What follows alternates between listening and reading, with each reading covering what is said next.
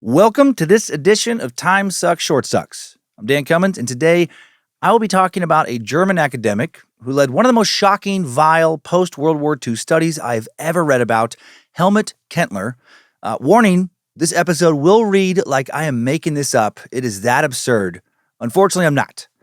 There will only ever be one Richard Byrd. This is sadly all too true. In the 1960s to the 1990s, Kentler was a renowned psychologist, sexologist, scholar of anti-fascism, professor of social education, and outspoken proponent of the sexual liberation movement and reproductive rights for women. He was doing a lot of good work in that area. He was a prominent figure in both German academia and politics, and was once described as the nation's chief authority on questions of sexual education. Of the expansive body of work the psychologist produced, his crowning and most disturbing by leaps and bounds scientific achievement, and the topic of today's insane episode, and achievement is probably not the right word, was a decades-long experiment where he placed neglected and orphan boys in the foster care of known pedophiles. And he seemed to truly believe that any sexual abuse they suffered, as long as it wasn't violent, as long as it wasn't physically forced upon them, would be good for them. And this was not an underground or illegal operation. It wasn't even a secret. It was a fully public, entirely government-funded experiment, and it lasted until the 90s. Now, you're probably asking yourself, what in the fuckity fucking fuck was fucking going on with these stupid fucking fuckwits? Or something along those lines. And once some of your initial rage and shock has lessened, you're probably also asking, how? How did the German government ever allow that to happen? Why didn't anyone try to save those boys from the danger they were being placed in? How was Kentler not only banned from the government involvement for the rest of his life for even bringing this shit up? How was he not imprisoned for openly attempting to hand over foster children to pedophiles? Pedophiles who were friends of his because he was also a pedophile. And also, what the fuck was Helmut Kentler trying to prove with this experiment? Did he actually think this experiment could be beneficial to children? I'm going to do all I can to answer all that and more in today's wild Time Suck, Short Suck. Words and ideas can change the world. I hated her, but I wanted to love my mother. I have a dream. I'll plead not guilty right now. Your only chance is to leave with us. At first glance, if you completely ignore the horrific experiment he was in charge of, he spearheaded, where he placed innocent children in the hands of disgusting sexual predators. If you just look at a lot of the rest of what he accomplished, Helmut Kentler seems like he was a pretty good dude. For starters, he was openly gay in a deeply prejudiced country where homosexuality was still considered a crime, and he fought for the rights of the marginalized community he was a member of.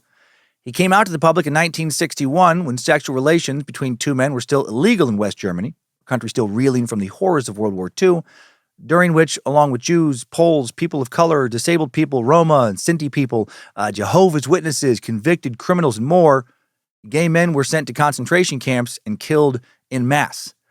And interestingly, when World War II ended in 1945 and the concentration camps were liberated from Allied forces, or by the Allied forces, the prisoners interred for being homosexual were not freed with the others. Instead, they were moved from camp to prison to serve the full length of their Nazi dicks don't touch dicks sentences. And I say dicks and not puss because it seems that gay men were the targets of their persecution far, far more than women. The Nazis, for lack of a better word, just essentially, or I don't know, lack of a better phrasing, just they didn't take lesbianism seriously. Some lesbians were sent to concentration camps, but they weren't labeled as lesbians. They were labeled as being asocial. The Nazis just weren't interested in lesbians, but they hated gay dudes. And Germany, both East and West, following the war, would continue to vilify them. And going forward, when I'm talking about Germany, I'll be talking about West Germany. Or a unified Germany following the end of the Berlin Wall, or, the falling of it. East Germany, just a whole different beast. But isn't that wild about the Holocaust? While the world was cheering on the Allies for nobly freeing everyone else when people were having serious talks all across the globe about the evils of racism and fascism and anti-Semitism, while parents were talking to their children about how wrong it is to hate someone just because they worship a different God than you, or worship God in a different way, or hold different political beliefs, or are a different ethnicity with different customs, a liberated Germany was like, yeah, but two hot, hard father daddies touching each other's boners? That's still fucking gross, right? We still hate that. Still need to punish those motherfuckers, right? And the rest of the world, was either just ignorant to what was going on or like, oh, yeah. No, that's super gross. Those guys have cooties. Yeah, cooties is contagious and dangerous. Leave them in their cages before all of the world's men decide that man butt and man mouth is way better than lady puss and we go extinct because no one's making babies anymore. Under paragraph 175 of the German Criminal Code, from May of 1871 all the way up to March of 1994, sexual relationships between males was illegal in Germany. Towards the end of its implementation, the law was amended a few times to make it less strict and not really enforced, but still on paper illegal. It wasn't until 1994 that it was abolished completely, and it wasn't until 2017 that same-sex marriage was made legal. So the fact that Helmut Kentler was an openly gay public figure back in the 60s, was a big deal. It was ballsy. In addition to advocating for the decriminalization of homosexuality, he also conducted extensive research and wrote countless papers about why sexual repression was harmful, and he dedicated his life to finding the cures to society's ills. Or at least, that was a narrative that he spun for himself. And a lot of people seem to believe it. By all accounts, Helmut Kentler appeared to the public to be an altruistic genius, a forward thinker, this progressive, this type of man who would help bring post-war Germany out of the turmoil and shame it had suffered during the dark days of the Nazi regime.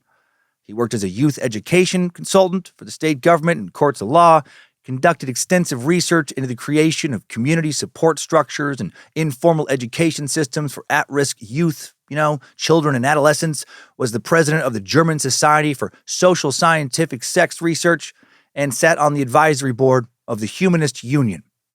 However, with all his noble work and activism and liberal philanthropy, what Helmut Kentler was really doing was finding ways to justify pedophilia. And he would somehow convince an alarming amount of people in political positions of power, that pedophilia was justified. Fucking crazy. Germany was struggling to redefine itself following World War II, and in an effort to push the pendulum away from the political far right of totalitarian fascism and nationalism, they pushed way too fucking hard to the left, to the outer edges of liberalism, where people are so opposed to traditional values and so dedicated to reimagining what society should look like and leaning into the belief that everything is subjective, including essentially any and all notions of right and wrong, that it feels like nothing is sacred, not even the innocence of children. Extremism. Will humanity ever fucking learn that it's garbage? Or will we just remain in an endless cycle of shifting too hard to the right and then too hard to the left in a reaction, and then another reactionary way too hard to the right and then too hard to the left? When will our collective lizard brains evolve past simplistic binary thinking and embrace the truly nuanced state of human existence? This little mix of the two ideas seems to work best, but I guess the middle ain't sexy. Stable, not sexy. The main thrust of Kentler's dangerously liberal work, no matter what it was rooted in his belief that sexual relationships between adults and children are in no way dangerous, harmful, or abusive.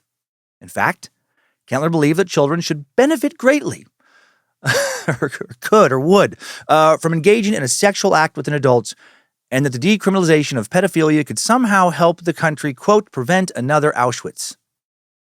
God. How the fuck do you get there? What kind of mental hurdles are you leaping over? You know what would have kept the Nazis from rounding up millions of people, mainly Jewish people, and murdering them in concentration camps? Letting us all fuck kids. I'm sorry. What was that, Kentler? I don't think I heard you correctly. He really did postulate nonsensical arguments like that, and a scary amount of Germans carrying a lot of post-World War II guilt, people who seemed morally lost as they tried to find a new normal, somehow believed him. So why did Kentler make the focus of his life's work normalizing pedophilia? I mean, outside of the obvious reason of him wanting to stick his dick in kid-sized holes. To understand Kentler's fucked up theories about pedophilia, we got to go back to the most obvious source. His hot, hard father daddy. Actually, I don't know if his daddy was hot or hard. But with daddy issues is where this all began for him. Kentler spawned into this world on July 2nd, 1928. Little is known as far as specific details about his family, except for the fact that his dad was a lieutenant in the First World War and then later worked in the Nazi German government. And both of his parents were big believers in the child-rearing philosophies of a man named Daniel Gottlob Moritz Schreiber. Is that exactly how you say his name? Probably not. I'm confident about the word Daniel. Pretty iffy about the rest. From the late 19th century to the first half of the 20th, Schreiber was somewhat of a household name in Germany. He was a noted lecturer at the University of Leipzig, wrote numerous parenting manuals on how to best raise kids in order to produce a stronger and more superior race of men. Schreiber's manuals continued to be printed and sold in the country all the way until 1950, and perhaps unsurprisingly, the ideas and ideals he proposed in them have been described as the spiritual precursor of Nazism. Schreiber argued that the ultimate goal of parenthood is to instill in your children an unconditional obedience to authority, and that parents must do whatever is necessary to achieve this. Hit those motherfuckers! Beat them until they fear you and are too scared not to do what they're told. That's how you create a good citizen. According to Schreiber, along with disobedience, some of the other qualities and behaviors that must be beaten out of children were laziness, cowardice, meekness, sentimentality, vulnerability, and sexual desire. Sounds like Schreiber had kids confused with robots. Man, not a lot of artists, not a lot of great artists going to come out of a society built on Schreiber's principles. Yeah, fuck empathy. In 1858, he wrote that it's a parent's moral obligation to suppress everything in the child. Emotions must be suffocated in their seed right away. That's literally a quote from him. Emotions must be suffocated in their seed right away. Are you crying? There's no crying in life. When a child disobeyed their parents, especially their fathers, Schreiber said it was vital that they be punished. Some of the means of punishment he suggested were placing children in ice baths for extended periods of time. Yeah, that'll teach them. Withholding parental love and affection from the offending child. Or, it's my favorite, hooking him up to one of the many, many medieval mechanical strange contraptions he designed and sold. Yeah, this guy was wild and very popular. Oh, history is so full of obvious maniacs who nevertheless become rich and famous and respected and embraced by the general public despite their blatant zealotry, mental instability. The times, they don't change so much sometimes. Schreiber's contraptions were marketed to parents as tools to promote compliance in their children. Some of his most popular devices were these large, wide belts that could be fastened to a bed frame and strapped across a child's chest to ensure they sleep through the night. Or at least, fucking stay in their bed, panicked and suffering throughout the night. There was this chin clamp connected to shoulder straps fucking thingy that restricted a child's movement, forced them to stand up straight. He also sold an iron rod that would press up against the kid's collarbone, be held in place by a strap around their back. It would keep them seated, sitting up straight at the dinner table, and probably not talking too much. Schreiber also invented a few contraptions that would physically prevent kids from masturbating. Like elaborate contraptions, such as this weird pulley-based contraption where your hands would be tied to these ropes, and the ropes were attached to these weights. So it looks like just kind of like your basic pulley kind of weight system at the gym where you can do like tricep press downs or bicep curls, like one of those machines. But if you had it tied to you, so I guess, I don't know, maybe as you're trying to move around and you got all these weights attached to you that you just wear your arms out to the point, and once you're off the machine, you're too tired to fucking beat off or diddle yourself. I don't know. His beat off machines, anti-beat off machines, never really took off with the general public. Although Kentler's father never purchased any of Schreiber's super fucking weird compliance contraptions, he was a staunch follower of his parenting philosophies. And thus Kentler grew up in an incredibly strict, cold, unloving, sexually repressive, and physically abusive home. Now, his father's pendulum was pushed way, way, way too far to the right. And in the age-old, pretty predictable, stereotypical rebellion against the ideals of one's parents, you don't tell me what to do, Dad, anymore. He swung the pendulum way too far to the left. Very reactionary. In a 1983 magazine article, Kentler described walking with his father through the forest as a young boy. And he said that as they walked, quote, "I had only one wish, that my father should take my hand and hold it in his." Oh, if Daddy would have just held his hand, he would have never fucking put, foster kids in pedo homes. But that didn't happen. I imagine his dad would have smacked him had he tried to hold his hand. "What are you doing? Get off me, you little baby. What are you trying to game me? What's going on?" Kentler resented his daddy for the tyrannical way he ran the household, and later for the insurmountable sexual shame he felt his father had instilled within him. But the illusion of dominance and authority his father portrayed was shattered for young Kentler when he was just 10 years old. It was 1938. Kentler and his family were living in Dusseldorf. One night, unbeknownst to them, the Nazi stormtroopers had begun raiding the stores and homes belonging to the Jewish people. Germany's infamous Night of Broken Glass, when Nazi aggression towards its Jewish population took a massive, scary leap forward. In the middle of the night, young Kentler woke up to the violent sound of glass shattering. He ran out of his room in a panic to find his father standing in a thin nightdress, looking scared, talking to someone on the phone. He called the police just minutes before to report a break-in in the building. Officer on the other line informed the old man that it was not a break-in. There were Jewish people living in his apartment complex, and the Nazis had come to teach him a lesson. How dare you be Jewish? Moments after his father hung up the phone, there was a knock at the door. Standing on the other side were their Jewish neighbors, young family with 3 little children, looking terrified. They explained that their apartment had been destroyed, and they asked if they could just spend the night with them until they could, figure things out. No, that will really not be possible here, replied Kentler's father coldly, and then he shut the door in their faces. And as he did, his nightshirt shifted. Kentler caught a glimpse of his cowardly, cruel father's skinny, soft upper thigh, and later wrote that in that moment, my whole father suddenly seemed laughable to me, and he vowed to never obey him again. Evidently, that wasn't quite true, though, because he also wrote that when he graduated high school 8 years later, wanted to become a priest, his dad forbid it. So despite Kentler's desire to devote his life to the church, he instead started studying what his daddy had told him to, which was electrical engineering. It wasn't until after Daddy dropped dead 2 years later that Kentler got the courage to drop out of engineering school and pursue his real passions. By that point, Kentler no longer had any clerical ambitions. Instead, he spent the next few decades studying and teaching psychology, medicine, education, and philosophy at various universities. In 1960, he got his degree in psychology, a field which he said allowed him to be an engineer in the realm of the manipulation of the soul. Dude clearly really wanted to shake society up and rebuild it according to his own vision. And in 1975, he received his doctorate in social education from the University of Hanover. That same year, he also published his doctoral dissertation, an introduction to his work to come, a parenting manual titled Parents Learn Sexual Education. Didn't start off creepy. In hindsight, creepy as fuck. But he hadn't jumped off the deep end quite yet, at least not publicly. The main point of his thesis was that children have sexual feelings and sexual needs prior to hitting puberty. Do they have sexual needs prior to hitting puberty? I don't think they do. And that parents should never make their kids feel ashamed of this. Once the first feelings of shame exist, he wrote, they multiply easily and expand into all areas of life. He argued that the ways that his parents' generation were taught to raise their children were harmful, dangerous, and ended up poisoning them. And he wasn't wrong. His parents' ways were too repressive, much too repressive.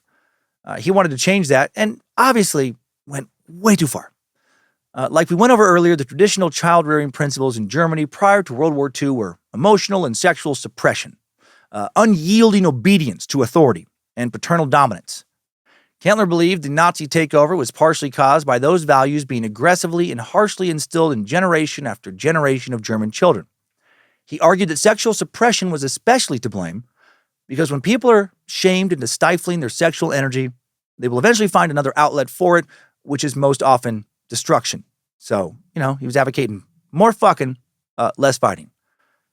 I do like the general ethos of that. Could probably leave, the kids out of it. Kentler, by the way, was not the only person in Germany claiming that sexual repression was key to understanding the fascist consciousness. German legal scholar Herbert Jaeger once said, I do think that in a society that was more free about sexuality, Auschwitz could not have happened. Okay. During the 1960s and 1970s, that idea was also echoed by much of the general population of Germany. According to a really great article in The New Yorker that we relied on heavily for this episode, quote, sexual emancipation was integral to student movements throughout Western Europe. But the pleas were more pitched in Germany, where the memory of genocide had become inextricably, if not entirely accurately, linked with sexual primness. Yeah, I would say that's not accurate. So the bottom line is that Kentler was not special in thinking that sexual liberation was necessary for the prevention of another Nazi or Nazi-esque takeover.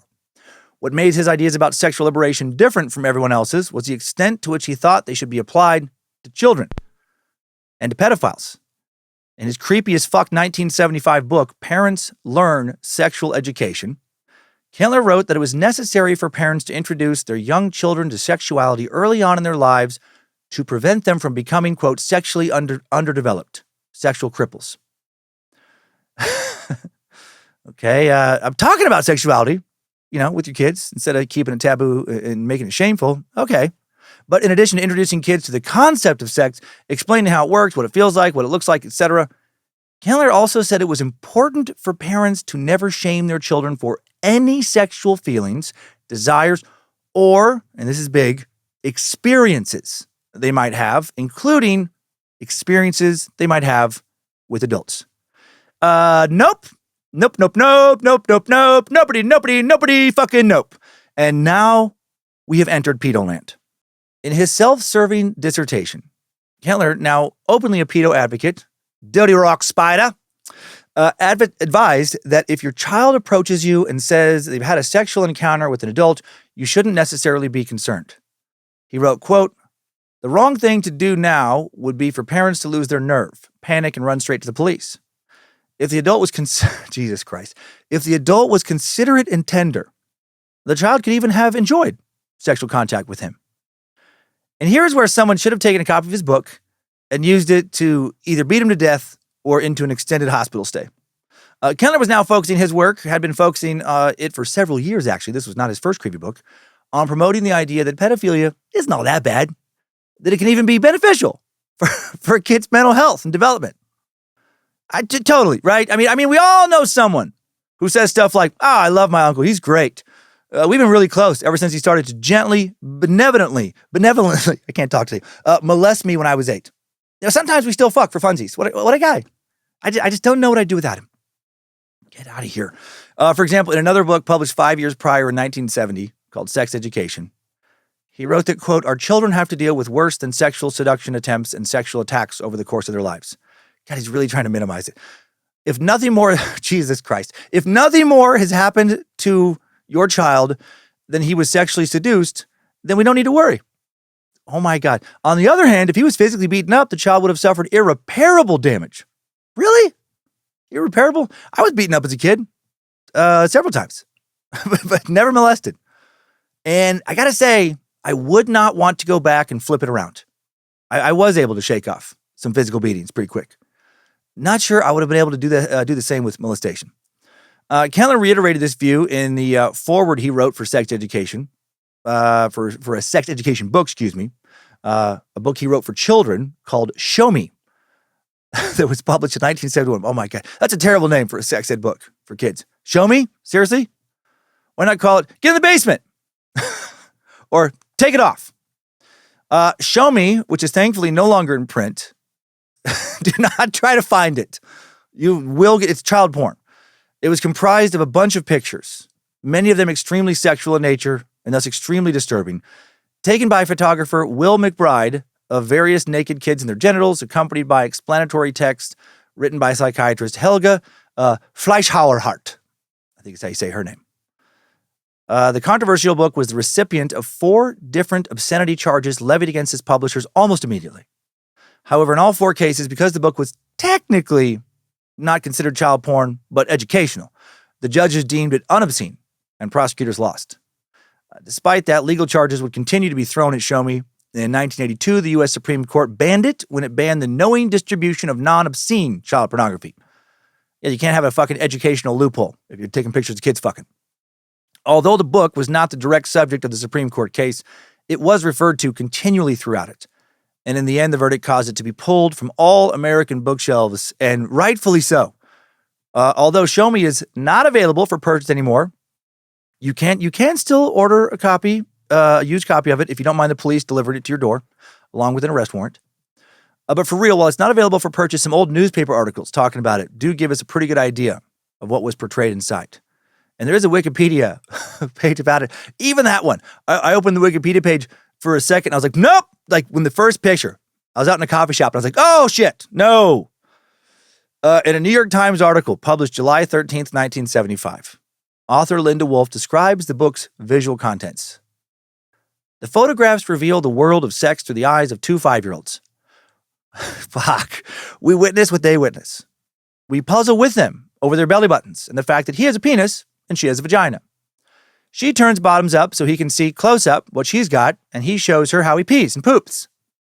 Pretty sure they both poop the same.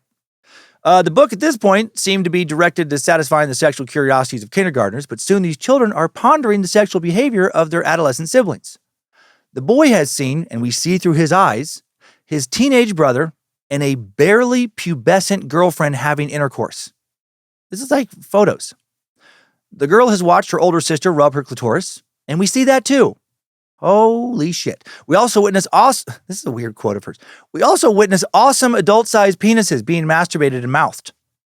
Easy, Linda Wolf. Easy. Awesome adult-sized penises. This isn't the place for you to start getting all fucking hot and bothered, you weirdo.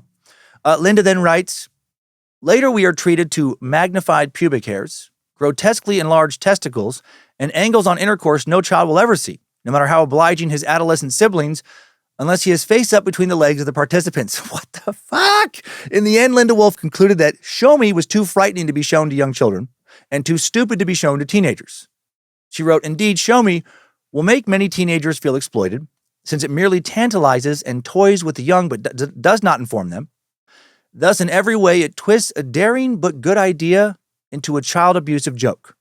To select it for a child or even a teenager is to admit not that one is a sexually liberated parent, but that one is so uncomfortable with the subject of sex that one dares not be discriminating. So yeah, it's child porn. It's fucking demented. Kids do not need to see photos of other kids fucking to know what sex is or how it works. That is absurd. But Kentler obviously did not agree. He had a very different opinion about the portrayal of the naked bodies of children and teenagers. In the foreword of Show Me, he discusses the importance of introducing children to sexuality early on, destigmatizing the fact that children have sexual desires and needs, and how repressed sexual feelings in children can one day turn them into disturbed and poorly adjusted adults. In the short text, he also writes about a number of other horrifying things, including how a 3-year-old girl might achieve an orgasm, and how breastfeeding for boys as young as 3 weeks old can be an erotic and sexually satisfying experience for both mother and child. What are you talking about? This fucking 3-week-old little boy, like, he doesn't even know he has arms. He doesn't know fucking anything at all. His brain is just a little fucking mushy sponge devoid of almost any contents. Just a little fucking pile of shit in his head. He just hoping to get milk. He just knows he's hungry on some primitive level. He's not at 3 weeks old being like, ooh, yeah. Ooh, daddy like it. Oh, daddy like it, mama. To repeat what I said earlier, what the fuckity fuck was fucking going on? Kentler concludes the foreword by arguing for his very favorite thing in the world, the benefit of sexual relationships between children and adults, even if those adults are parents. Did I mention he didn't have a problem with incest? No sexual boundary was sacred with his group. You probably got that from the 3-week-old boy getting all fucking worked up, sucking mom's tit. And mom getting worked up. To demonstrate the benefits of sex between kids and adults, he referred to a Dutch study where 30 people who had, quote, sexual relationships with adults when they were children were surveyed about the lasting effects of those relationships. According to Kentler, and probably no one else, the participants of the study almost always rated their sexual relationships as positive. He also included a quote from the results of the actual study, which said, the frequency of psychologically or functionally neurotic symptoms and social behavior of the participants do not differ from the general Dutch population. On the contrary, the test shows that the victims are less likely to feel threatened or tense. Victims was in quotes, by the way. Less likely to feel threatened or tense than the average Dutchman. Seems as if they understand themselves better, are more self-critical, and less defensive. Kentler then offers his own conclusion to the study by saying that, quote, if the environment does not discriminate against pedophilic relationships, one can expect positive effects on personal development. The more the older party feels responsible for the younger. So basically just saying, like, if society was just, we were all just on board with fucking the kids, then the kids would have a great time. Oh my God. I'm not familiar with the Dutch study he was referring to here. And I wasn't willing to search for it because I don't want to be going to prison. Surprisingly, Kentler was never shot point blank in the head for saying any of this bullshit. Wasn't even ostracized for it. He was celebrated. One lady did punch him in the early 90s. One lady finally was like, shut the fuck, literally punched him while he was speaking. Came up and punched him. But that was it. Now, it should be noted that the culture in post-war Germany, again, very different. Very different than it is now in Germany, thank God. Oh, as I mentioned earlier, in the decades that followed World War II, the German people on the whole were trying desperately to distance themselves from the fascist morality and value systems that had dominated the country during World War II. And also, like I said earlier, Many believed that the number one thing that needed revolutionizing was the country's stringent attitudes towards sex and sexuality. In addition to student protests that were happening all over the world, in the 60s and 70s, another prominent aspect of the German sexual liberation movement during those decades were experimental daycare centers. Oh, yeah. And they were just as creepy, as you're probably thinking. Germany was out of its fucking mind for almost the entirety of the 20th century, just collectively. First World War I, then World War II, then whatever this shit is. Well, these experimental daycares were established in over 30 cities across the nation, and their goal was to provide a safe space where children could go to understand their sexuality without shame. At these places, the toddlers were encouraged to be naked and, quote, explore one another's bodies. What is happening? Who was taking their kids to these places? Who was thinking that their 2-year-old needed to get out there and grab some baby dick? One German historian later wrote that with these experimental daycare centers, quote, there is no question that they were trying to remake German/human nature. Yeah, but remake it into what? Around the same time, the Green Party of Germany was forming. Officially, it was an environmentalist group, but it also incorporated anti-war and sexual liberation ideologies. Early on in its inception, the Green Party focused their political efforts into addressing the, quote, sexual oppression of children. What the fuck? It's like Mambla or whatever. Amongst other things, they fought aggressively for the age of consent to be abolished, i.e. to legalize pedophilia. And just like with helmets, they weren't even beaten to death one time. Man, all the jokes I've heard over the course of my life about like weird-ass, very extreme fetish German porn starting to make a lot more sense. Of course, they were making videos like, shit on me, scheiße on my chest. Also, I dated a German law student when I was an undergrad, spending a semester in London. And she told me she had been, this is not funny, I'm just laughing at the previous thing. She told me something very sad and tragic, actually, that she'd been raped by a guy in a park when she was a kid, like some creep literally hiding in the bushes. And they never caught him. And I remember thinking how crazy that was. Like, what? Just a dude hiding in the park waiting for kids? And while I know that there are those guys here in the US and everywhere else, this episode made me think about her story. And now I'm just wondering, was he one of many dudes waiting in the park today, like jockeying for a position? Like, was there too many dudes to fit in the bushes? And there was just a line of other dudes waiting to go hide in the bushes. I feel like that, this happened in the early 80s. Was Germany just chock full of pedos because of all these terrible notions, this terrible ideology? Well, Helmut Kentler, being a public champion of the sexual liberation movement and advocate for children's sexuality, unsurprisingly was a huge supporter of the Green Party. That party has changed, by the way, and morphed, and they don't seem to hold these views anymore in their current incarnation. So that was the environment that Helmut Kentler existed in. The concept of children being sexual beings and the trivialization of pedophilia was being discussed in both social and political mainstream landscapes. He was one voice in a massive choir of people, all singing the same pro-pedophilic song. But evidently his voice was the loudest and his career skyrocketed because of it. Oh, what a world. In the 70s, Kentler was asked to lead the Department of Social Education at the Pedagogical Center, a prestigious international research institute in Berlin. His primary job at the center was to help reform the country's education practices and find ways to provide support for the millions of at-risk youth in Germany. Awesome. Good call, Germany. Yeah, let's put that guy in charge of supporting at-risk youth. Specifically, Kentler was focused on the child runaways, heroin addicts, and underage prostitutes of Germany. Just lambs getting lined up for the slaughter. In the 1970s, many of these children could be found congregating in the archways of the Berlin Zoo railway station. This station was not only the main transportation port for West Berlin, it was also a hub of illicit activity where adults and kids alike purchased both heroin and sex from adults and children alike. Supposedly doing research for his job at the Pedagogical Center, Kentler frequented the zoo station. Sorry, I almost said Jew station, which is a very fucking different image in Germany. No, zoo station, quite often to meet with the population he was responsible for. One afternoon, he struck up a conversation with a 13-year-old prostitute named Ulrich, whom Kentler described as one of the most sought-after prostitutes in the station scene. Man, so many people just needed to get murdered back then. When Kentler asked Ulrich where he slept at night, he said that he and other kids, child prostitutes, often provided for by a much older man they called Mother Winter. Oh, Mother Winter. the walking child prostitute haven. Oh, I'm sure he wasn't doing anything to those kids. No, he was fucking them. In exchange for sex, Mother Winter would provide the children of Zoo Station with things like food or shelter or laundry. God, what an ally. What a caretaker. Kentler was immediately intrigued by this relationship between Mother Winter and the young boys that sold him sex. And by intrigued, I'm guessing he meant to say aroused. Quote, if the prostitutes call this man mother, he can't be bad, he wrote. Kentler he was both disgusting and just a fucking idiot, if you actually believe this. Kentler later observed that Ulrich's advantage was that he was handsome and that he enjoyed sex, so he could give something back to pedophile men who looked after him. Oh yeah, that's a totally fair exchange. You know, he could have also just said thank you.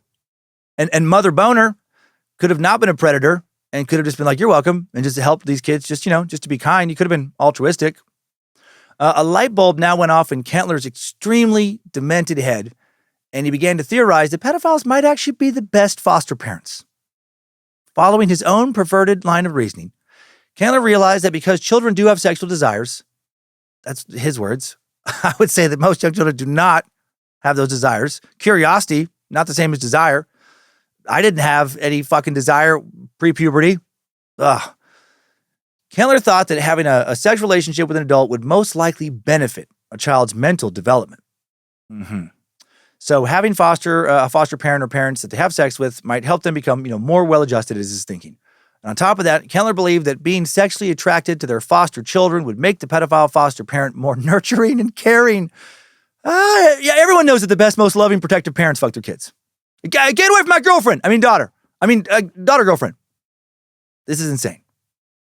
To test this theory, the first thing Kentler did was to get the German government to formalize the arrangement between Ulrich and Mother Winter, as in pay him, making a 13-year-old child prostitute the official foster child of the paid pedophile, who was already raping him. This motherfucker is presenting this insanity to the German government, and they're like, oh ja, das ist gut. Ich liebe es. Oh, das ist gut. Then how is this real in fucking recent history? Then Kentler went on to find other known pedophiles in Berlin and help them get certified as foster parents. He did this with the full knowledge, approval, and funding of the Berlin Senate. At the time, the government was desperate for solutions to their many problems, like drug, opiates and stuff, opioids, growing population of homeless youth, and as we went over earlier, back then the general attitude towards pedophiles and pedophilia much insanely more lenient than it is now. A too radical shift away from how punitive life was under Hitler. The Senate's records about the Kentler experiment are scarce and vague. For starters, there are no surviving documents about how the experiment initially came to be approved by the Senate. It's unknown if there were any. Additionally, the files that do exist on the experiment are scattered in unsorted, heaping piles in a dark basement of an undisclosed Berlin government building. Top of that, officials say that those documents are also unreadable and offer no specifics about the names of the foster parents or foster children involved with the project. A lot of people think that the most damning documents were destroyed. When officials, finally were like, oh, this is dark. This is bad. The public is realizing how fucked up this is. We got to hide this. Every once in a while, Kentler would update the Senate about his work, but only in regards to 3 foster homes, at least officially. However, a 2020 investigation into his experiment found that in reality, there were countless state-sanctioned pedophile foster homes involved with the experiment. Again, there's no definitive list of the foster parents, but according to a 58-page investigative report from that 2020 investigation, some of the homes, quote, were run by sometimes powerful men who lived alone and were given this power by academia, research institutions, and other pedagogical environments that accepted, supported, or even lived out pedophile stances. So cool. So you had pedophile research institutions, full of pedophiles, funding other pedophiles. This is like the kind of shit like that David Icke or Alex Jones talk about, except it's real. Speaking of Alex Jones, did you hear that the satirical comedy website The Onion bought his InfoWars business? Chef's kiss. One of the known pedophiles that participated in Kentler's experiment was a shit stain named Fritz Henkel. With Kentler's help, Fritz ran his foster home for 30 years and in total had over 20 boys placed in his care. Over 20 boys he for sure molested. When he began fostering children in 1973, a teacher of his first foster children filed a complaint saying that Fritz was, quote, always looking for contact with little boys. Yeah, that's Fritz. 6 years later, in 1976, a caseworker discovered that Fritz was in a, quote, homosexual relationship with one of his foster sons. And an investigation was launched with overwhelming evidence of sexual abuse.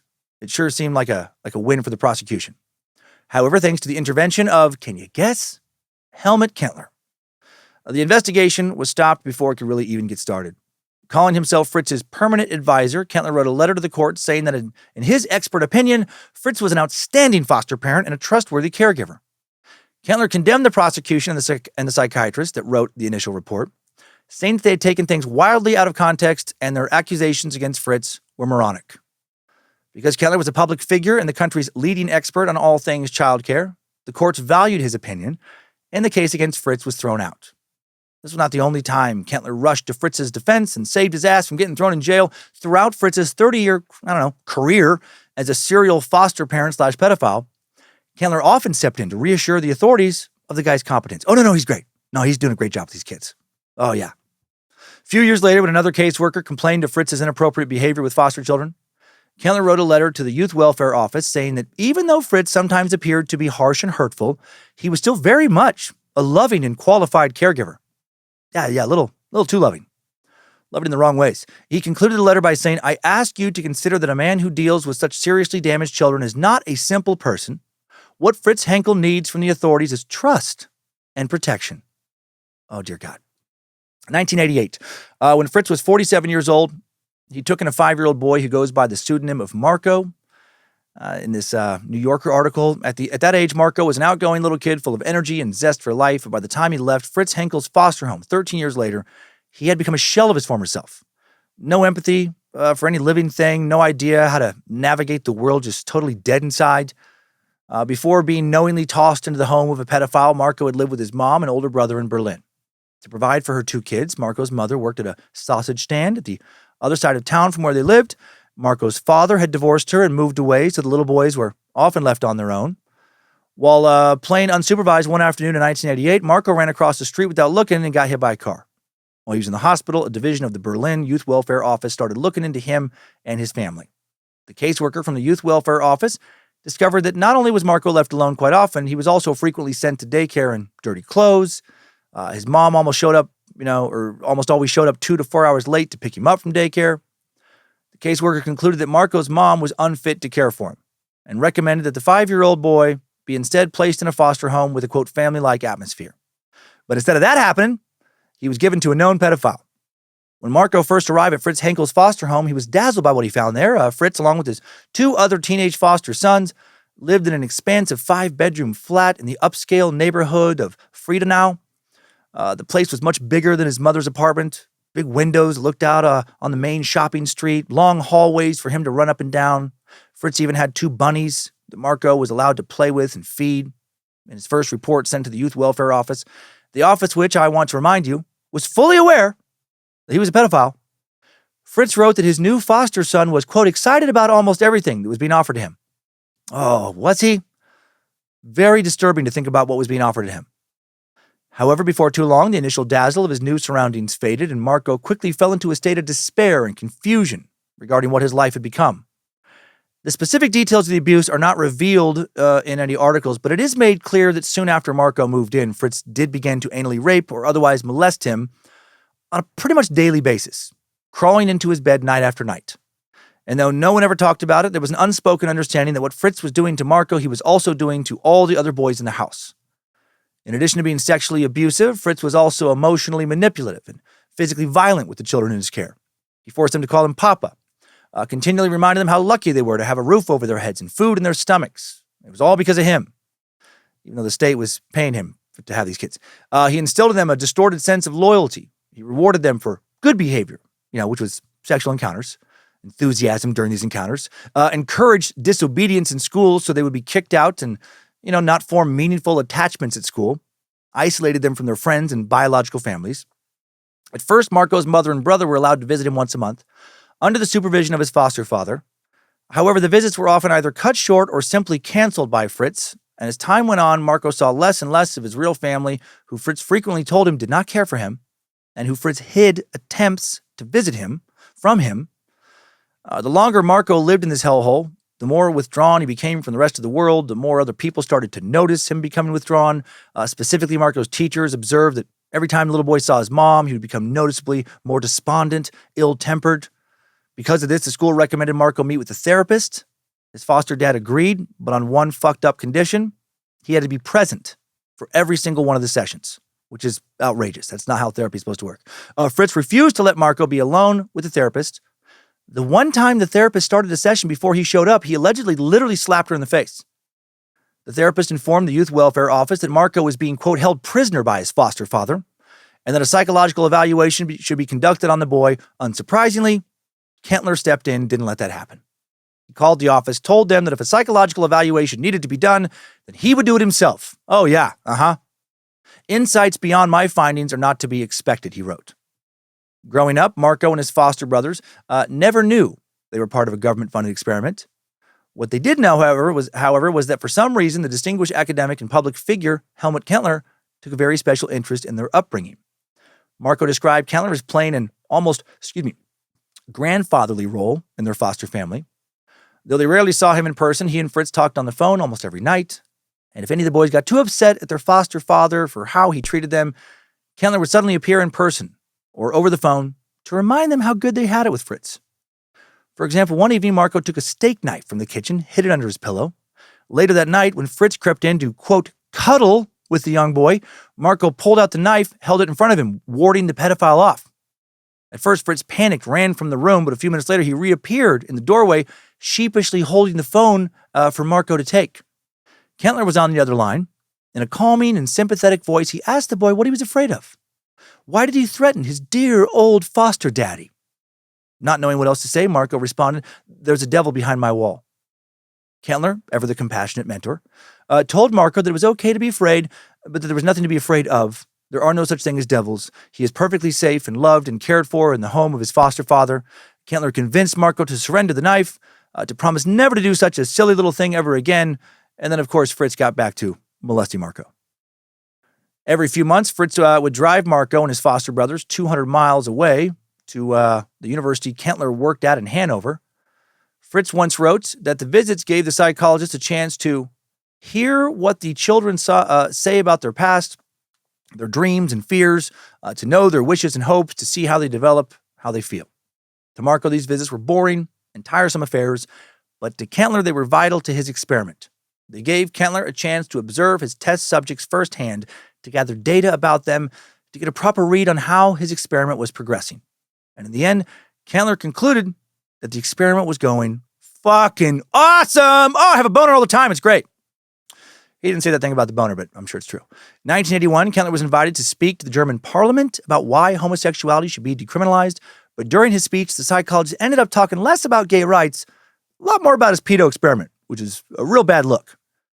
He told the German parliament that he, along with the funding, approval, and support of the Berlin Senate, what they were doing with the foster care system. He told them about the pedophiles and the access they were being given to children, about the sexual encounters that occurred in the foster homes, how the boys were benefiting from them. The fucking Senate is listening to this. The parliament is like, oh yeah, oh, das ist gut. The pedophiles, he explained, were actually the only people in the whole world willing to care for these neglected, disobedient, and, quote, moronic children. And they were all super grateful for it. He told Parliament, quote, "We look after and advise these relationships very intensively. These people only put up with these feeble-minded boys." Jesus Christ. Because they're in love with them. Holy shit. They weren't feeble-minded, by the way. God, even if they were, that's fucking even darker. I mean, why would anyone care for this kid? Look at this kid. He can't take for himself. You know, his fucking brain and his body doesn't work right. He can't, can't fucking do much. Can barely talk. Who's going to look after him unless they get to fuck him, right? What are they getting out of it? That's literally what he's saying.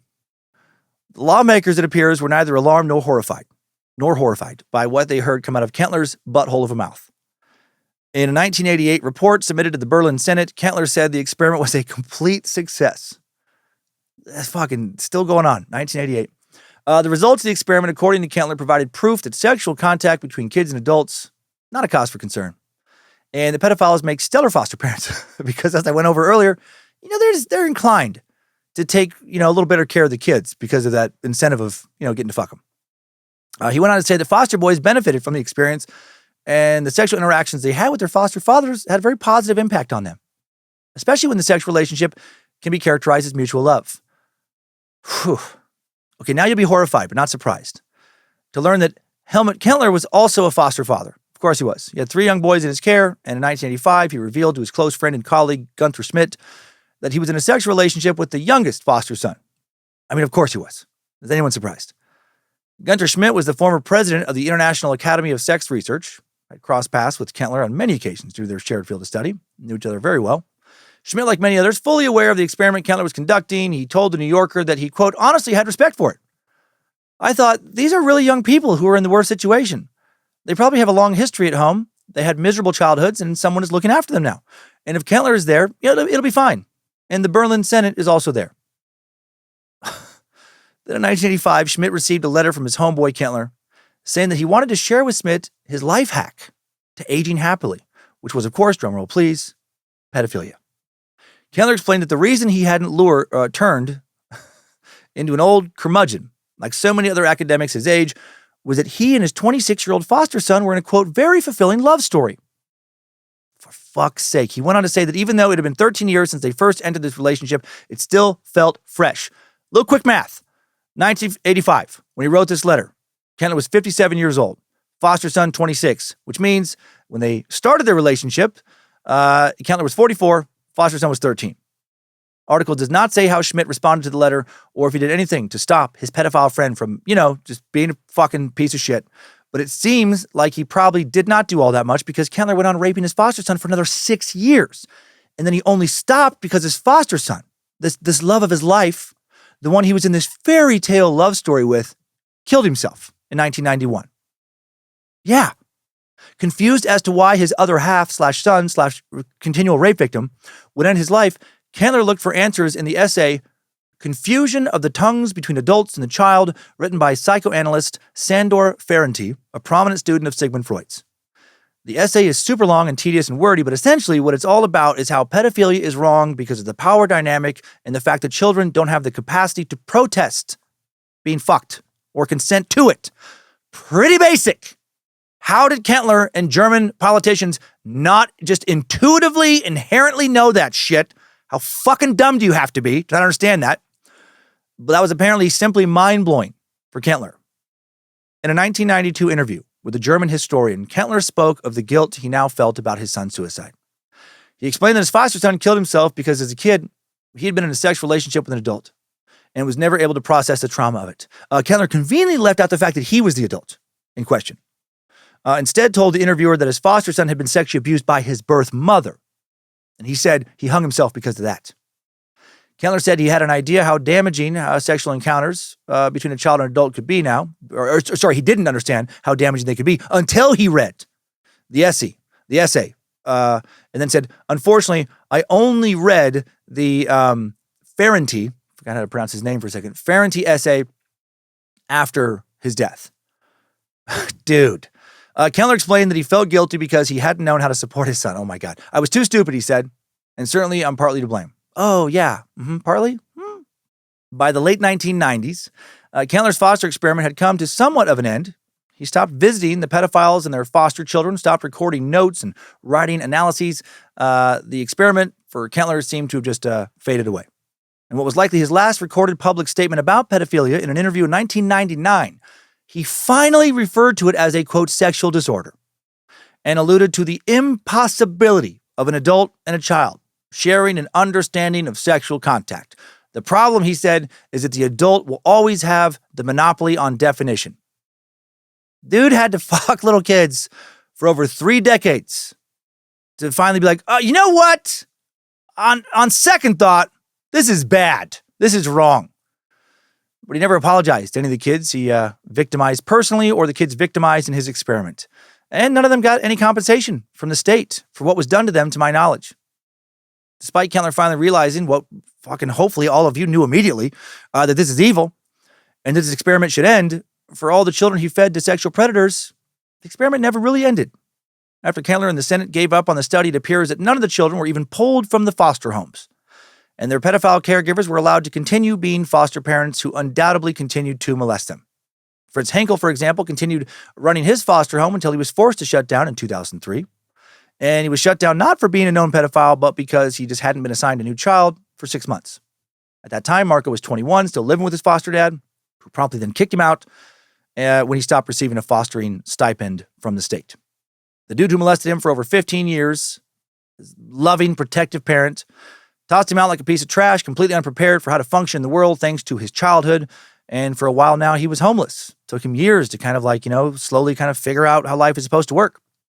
Marco only had contact with Fritz 2 times after being kicked out.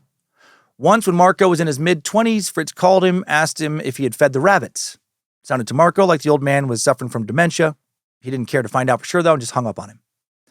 Next time was in 2015. Marco received a call that Fritz was in hospice care, dying of cancer. By that time, Marco had a steady job and a wife who was pregnant with their first child. He had, managed against all odds to build a healthy life for himself.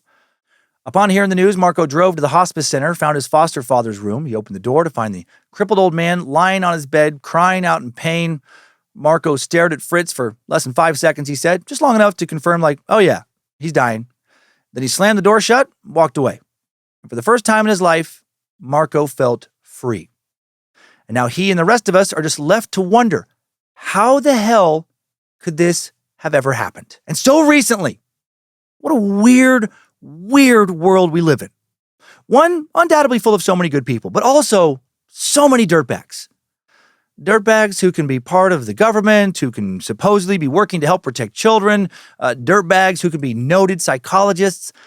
I guess this story is another reminder that just because someone, is deemed or something is deemed to be good by the so-called experts, and just because something is deemed, to be okay by society at large, that doesn't mean it actually is okay. That doesn't mean that it's right. Both individuals and culture sometimes get what's right so wrong. And just one more thing. What in the fucking fuck was going on with these stupid fucking fuckwits? And that's it for this edition, that insane edition of Time Suck, Short Sucks. Whew. If you enjoyed this story, I don't know if enjoy is the right word for that. If you were intrigued by that story, if you were horrified, check out the rest of the Bad Magic catalog. If you want to be horrified by something else, beef your episodes of Time Suck every Monday at Pacific time. Episodes come out at Pacific time. Yeah, that's an important sentence. When do the episodes come out? On Pacific time. No, they come out at noon Pacific time. New episodes of the now long-running paranormal podcast, Scared to Death, come out every Tuesday at midnight. Thank you to Molly Jean Box for the initial research, for sharing the fucking trauma, putting that together. Thank you to Logan Keith, recording, uploading today's episode. Please go to badmagicproductions.com for all your Bad Magic needs and have yourself a fucking much better weekend than apparently all those kids were having.